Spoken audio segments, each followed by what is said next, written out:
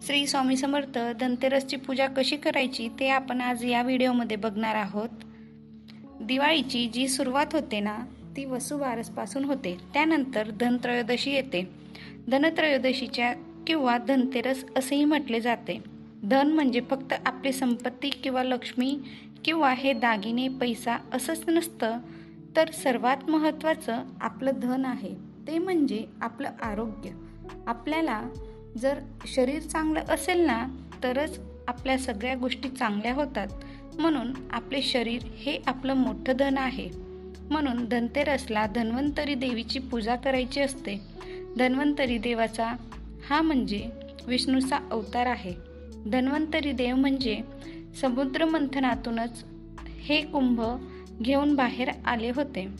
जर तुम्हाला फोटो नाही मिळाला तर तुम्ही सुपारीसुद्धा ठेवू शकतात. तर आपल्याला एक चौरंग किंवा पाट मांडायचे आहे. त्यानंतर पहिले दोन्ही बाजूला समया लावायचे आहेत, किंवा तुम्हाला दिवा लावायचा असेल तर तुम्ही दिवा लावू शकतात. चौरंग मांडण्याचा आधी त्याच्या खाली तुम्ही छान स्वस्तिक काढून घ्या आणि त्यानंतर त्यावर एक लाल कपडा अंथरा. त्यानंतर एका साईडला म्हणजे चौरंग आपण मांडला आहे, तर चौरंगाच्या डाव्या बाजूला म्हणजेच देवाच्या उजव्या बाजूला आणि आपल्या डाव्या बाजूला आपल्याला एक कलश स्थापन करायचे. मंगल कलश हा कलश नाही घ्यायचे. जो आपला देव्हाऱ्यातला आहे तो दुसरा कलश स्थापन करायचे. कलशात तुम्ही नेहमीप्रमाणे सुपारी किंवा शिक्का असतो तो टाकायचा. एखादा फूल टाका, हळदी कुंकू लावा आणि त्यावरती नारळाची स्थापना करा. त्याला तुम्ही पानसुद्धा लावा. 5 आंब्याची पानं. जर तुमच्याकडे आंब्याची किंवा नागवेलाची पानं असेल तर तीही पान टाकू शकतात. कलशाच्या बाजूला आपल्याला या धन्वंतरी देवाचा फोटो ठेवायचा आहे. त्यानंतर त्याच्या बाजूला जर तुमच्याकडे लक्ष्मी विष्णू देवाची फोटो असेल तर तो तुम्ही ठेवू शकतात. नसेल तर काहीही हरकत नाही आहे. सर्वात पहिले आपण गणपती बाप्पाची स्थापना करायची. ती म्हणजे एका नागवेलीच्या पानावरती तुम्ही सुपारी ठेवा किंवा गणपती बाप्पाची मूर्ती ठेवा. दोन्ही गोष्टी चालते. त्यानंतर त्यांच्या बाजूला तुमच्याकडे जे पण धन असेल ते आपले दागिने असतील किंवा पैसे असतील तर त्यांची तुम्हाला पूजा करायची आहे. तुमच्याकडे काही आयुर्वेदिक औषध असतील तर त्यांचीही तुम्ही आज पूजा करायची आहे.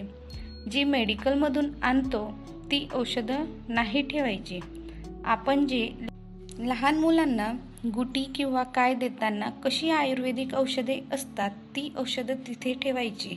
आणि धनतेरसला 13 दिवे आपल्याला लावायचे. पूजेच्या ठिकाणी किंवा तुम्ही इतर ठिकाणी ठेवले तरी चालतील.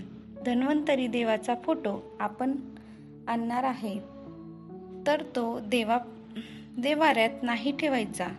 तो एका व्यवस्थित चांगल्या जागी, जसा आपण सत्यनारायणाचा पण फोटो असतो तो व्यवस्थित घडी करून किंवा कशामध्ये तरी गुंडाळून छान जागेमध्ये ठेवतो, तर त्याच्या प्रकारे तो फोटो ठेवायचा आहे.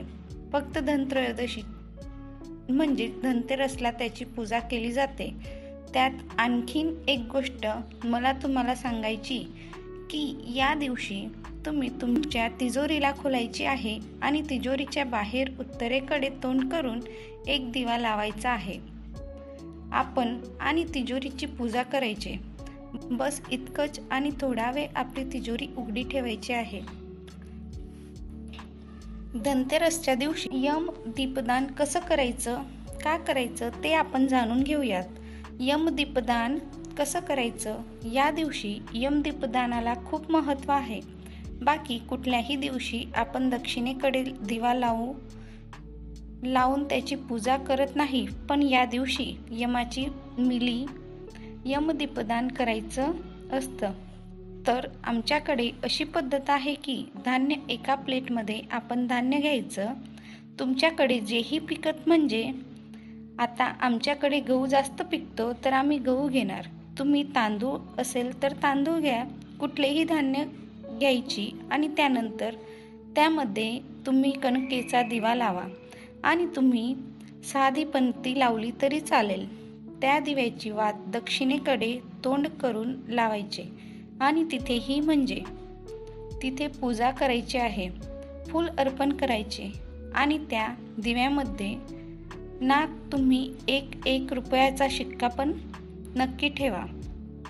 त्यानंतर तिथे त्या दिव्याकडे हात जोडून आपल्याला हा मंत्र म्हणायचा आहे. जर तुम्ही जेव्हा प्रार्थना कराल तेव्हा तिथे हात जोडून तेव्हा हा मंत्र तुम्ही नक्की म्हणा. मृत्यूंना दंड पाशाभ्या कालेन शामया सहा त्रयोदशा दीपदानात सूर्यजा प्रियतान ममा. त्यानंतर त्या दिवशी हा दिवा जास्तीत जास्त वेळ जळला पाहिजे, प्रज्वलित झाला पाहिजे आणि त्यानंतर दुसऱ्या दिवशी हे ताट जे आहे ना ते आपण डायरेक्ट घरात नाही आणवायचे. तो जो पण दिवा आणि जे पण आहे ना ते तुम्हाला कोणाला तरी दान करायचे, म्हणून याला यमदीपदान म्हटलं जातं. तर ते बाहेरच ठेवायचे आणि ताट तुम्ही फक्त आतमध्ये घेऊन या, ती गोष्ट आतमध्ये आणायची नाही. त्यानंतर हे कोणाला तरी दान करायचे, गरिबांना किंवा तुम्ही कोणालाही देऊ शकतात. यमदीपदान का करायचं असतं त्याचं कारण, तर यम हा मृत्यूचा देवता आहे.